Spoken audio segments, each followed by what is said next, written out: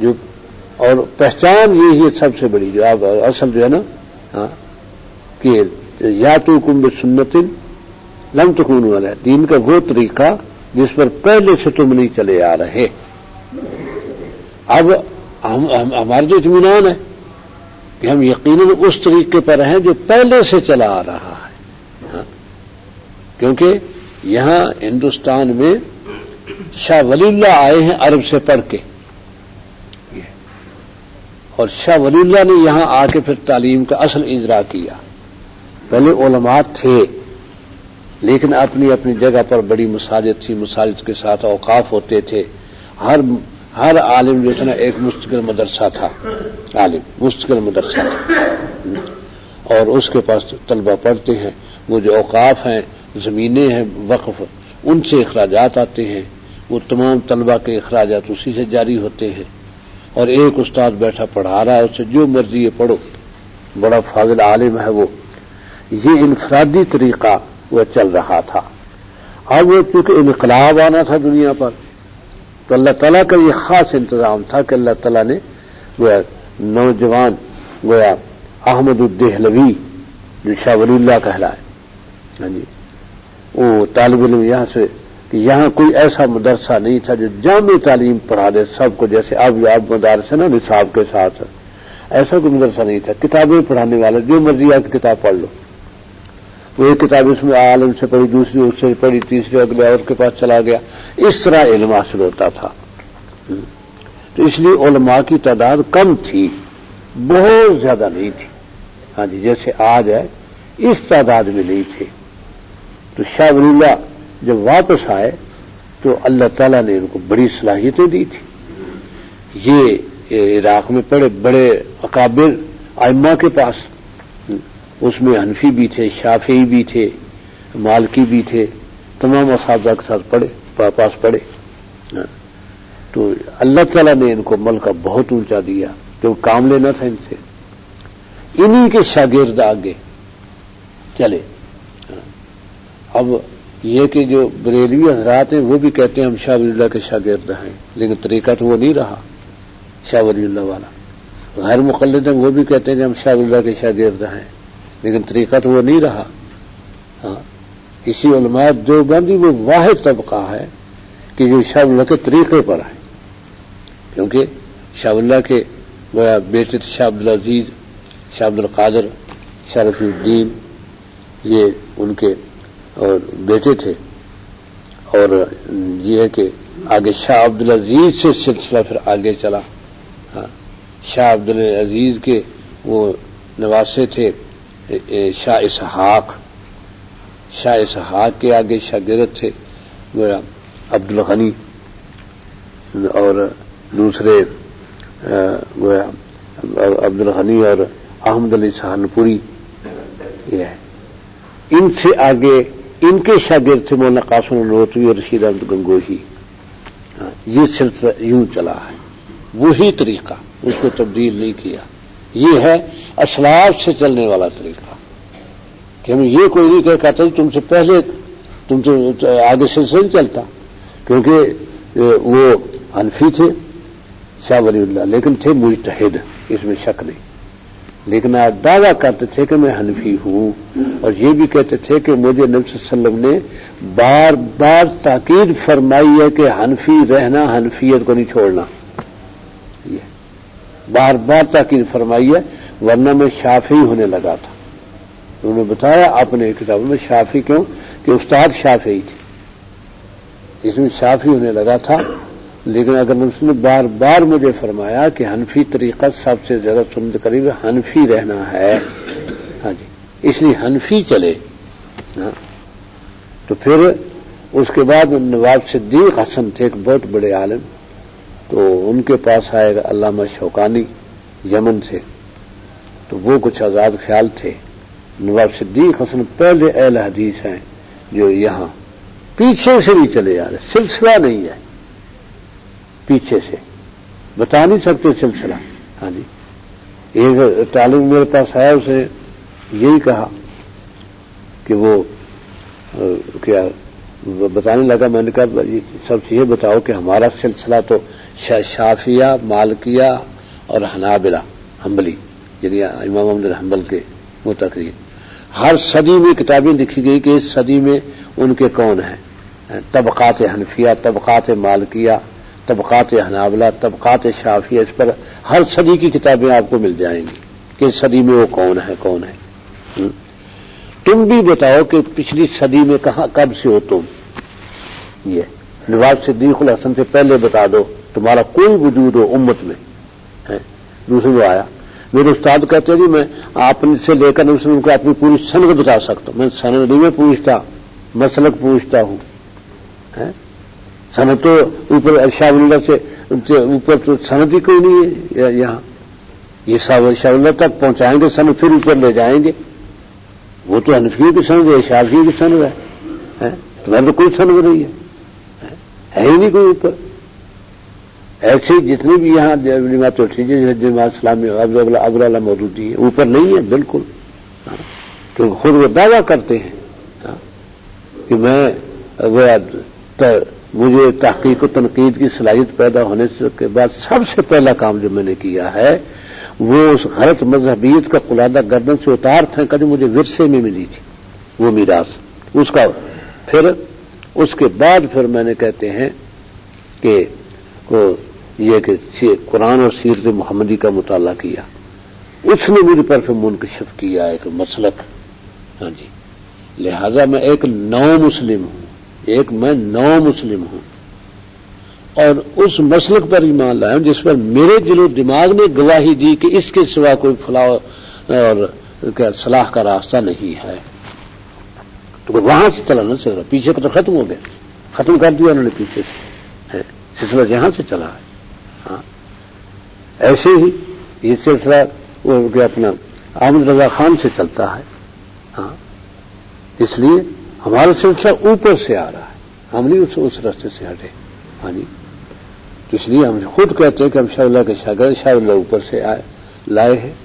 اللہ تعالی نے شاہ اللہ سے کام لیا اور آخر سال میں گویا عرب کے علوم ادھر پہنچا دی شاہ اللہ رضی اللہ تعالیٰ نے، کیونکہ آئندہ انقلاب آنا تھا، انگریز کو مسلط ہونا تھا اور الحاد کے سلسلے چلنے تھے.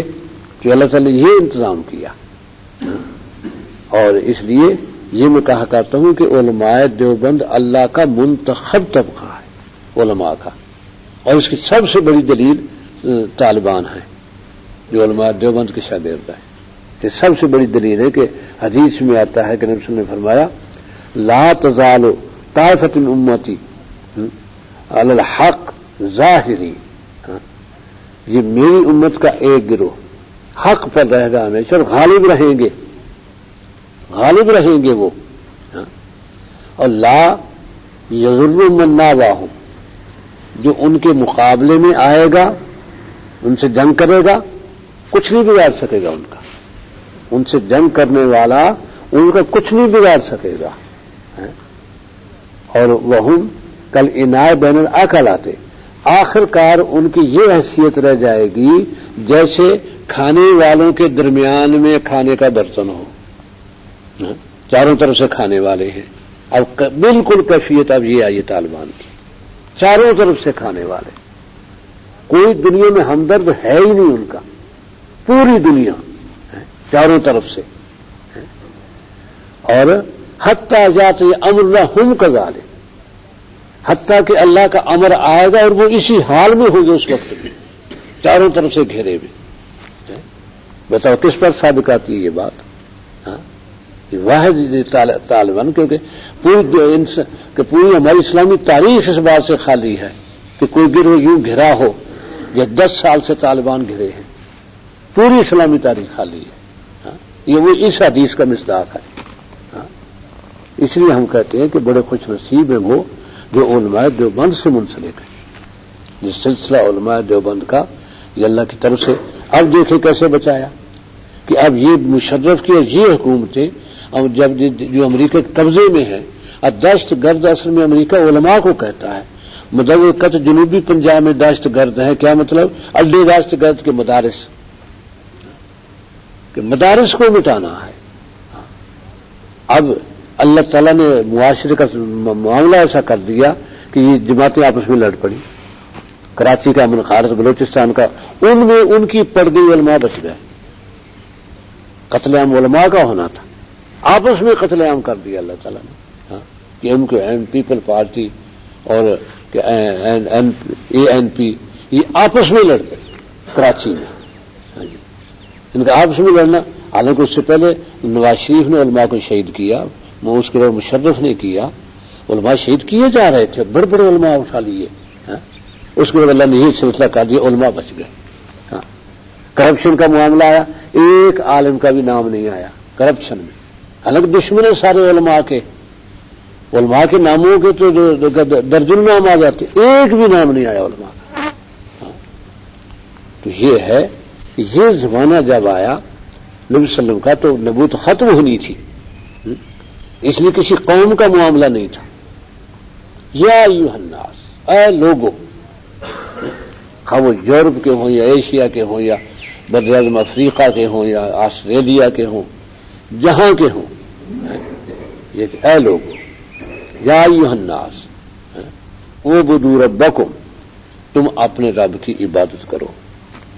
اعبدوا ربکم، عبادت کرو اپنے رب کی، الذی خلقکم، جس رب نے تمہیں پیدا کیا ہے. وہ رب الذی، وہ رب جو خلقکم، جس نے پیدا کیا ہے تمہیں، خالق کا پیدا کیا، کم تمہیں، الذی خلقکم. اعبدوا، عبادت کرو، ربکم، اپنے رب کی، الذی خلقکم، جس نے تمہیں پیدا کیا ہے، والذین، اور ان لوگوں کو پیدا کیا ہے، من قبلکم، جو تم سے پہلے تھے، قبل پہلے، من قبلکم، جو تم سے پہلے تھے ان کو پیدا کیا ہے، لعلکم تتقون، شاید کہ تم اس طرح متقی بن جاؤ، تاکہ تم متقی بن جاؤ. یعنی اللہ کی عبادت تقویٰ دیتی ہے، اللہ کی عبادت سے ہٹ کر تقویٰ نہیں ملتا. تقویٰ دیتی ہے اللہ تعالیٰ کی عبادت. اس لیے عبادت کرو، کیسے؟ جیسے اللہ نے سکھائی عبادت، اس کے مطابق. لیکن جدید نظریات عبادت کو یہ نہیں ایسے قرار نہیں دیتے.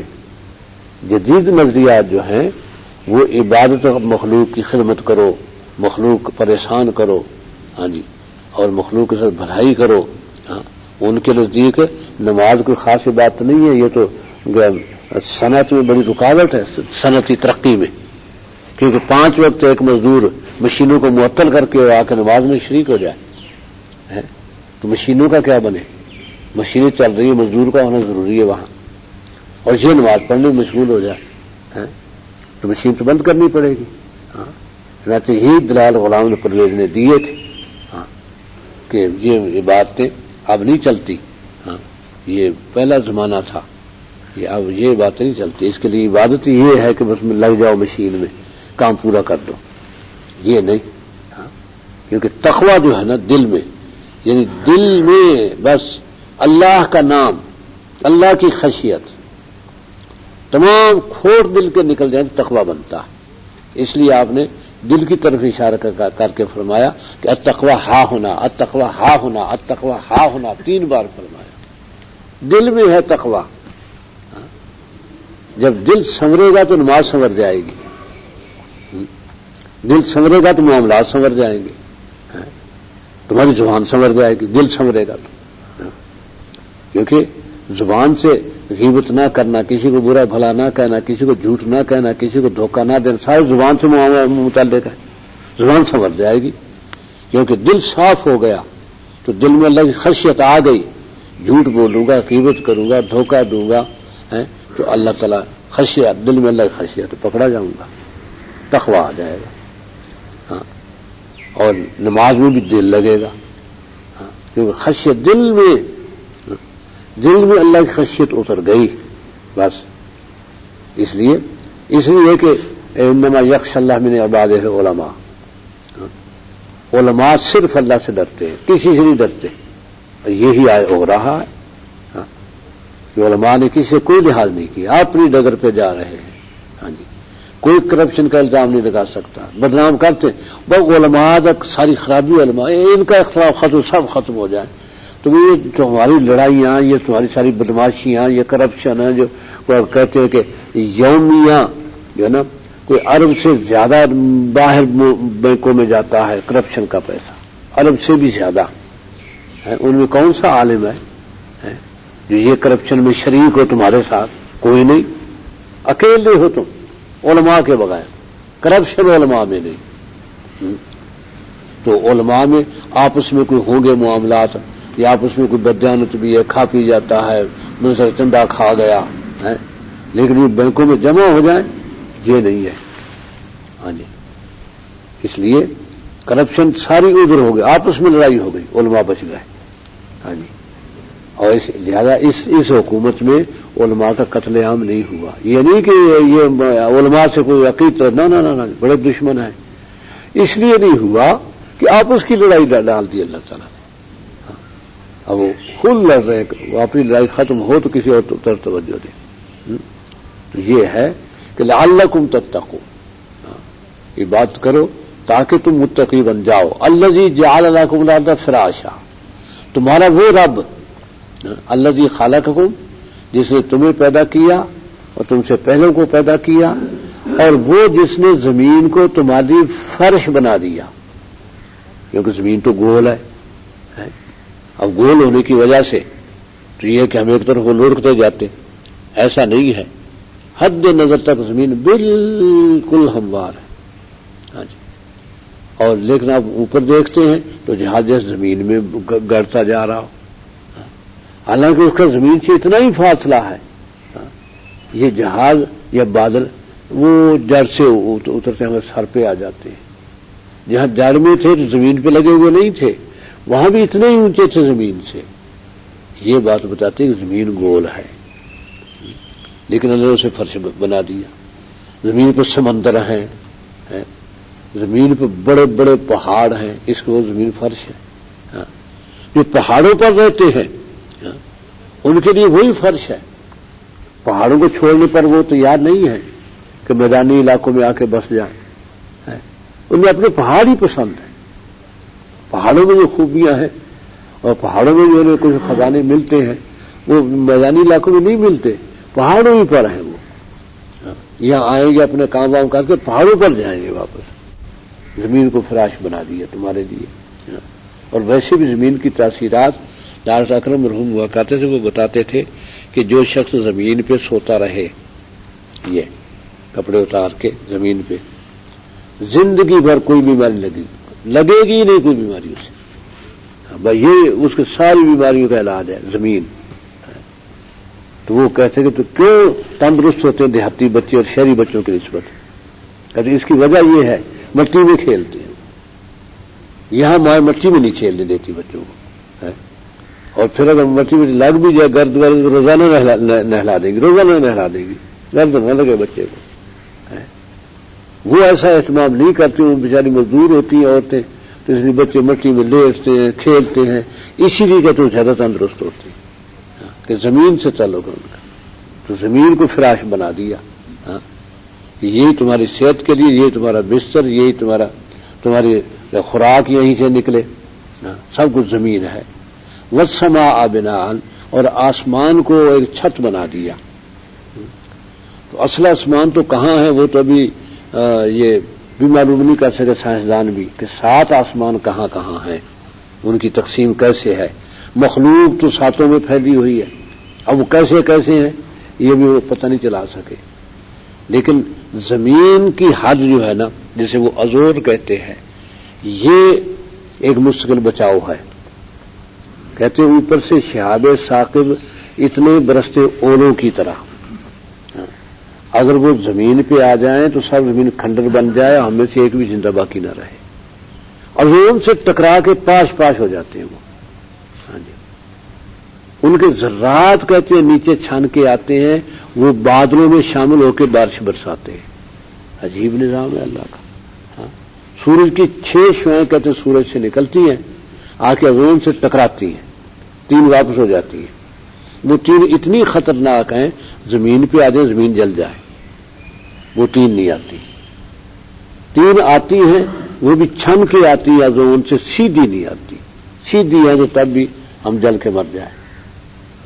وہ وہاں ٹکرا کے وہ پھر وہ چھنتی ہیں اور اس طرح آتی بکھر کے، کیونکہ وہ ہماری صحتوں کے لیے، فصلوں کے لیے، ہر چیز کے لیے ضروری ہے۔ یوں آسمان کو جو ہے نا وہ تمہاری چھت بنا دیا کہ وہاں سے تمہارا بچاؤ ہے ادھر سے آسمان کی طرف سے. وَأَنزَلَ مِنَ السَّمَاءِ مَاءً اور آسمان کی طرف سے ہی بارش نازل کی. تو پہلے تو سائنسدان یہی کہتے تھے کہ ادھر سے بخارات اٹھتے ہیں سمندر سے ہمارے اوپر سے گزر جاتے ہیں آگے ٹھنڈے علاقوں میں جا کے پھر ہوائیں واپس پلٹتی ہیں تو وہ بادل بن جاتی ہیں اس سردی کی وجہ سے. لیکن اب ایک سائنسدان نے یہ نظریہ قائم کیا کہ نہیں شہاب ثاقب جب ٹوٹتے ہیں ان کے ذرات اوپر سے آتے ہیں وہ ان گویا بخارات میں ملتے ہیں جو اٹھے ہیں بخارات وہ مل کے ان کو بادل بنا کے بارش برساتے ہیں. تو آسمان سی ہو گئی. ہاں آسمان کی طرف سے تم پر بارش برسائی پانی دیا تمہیں.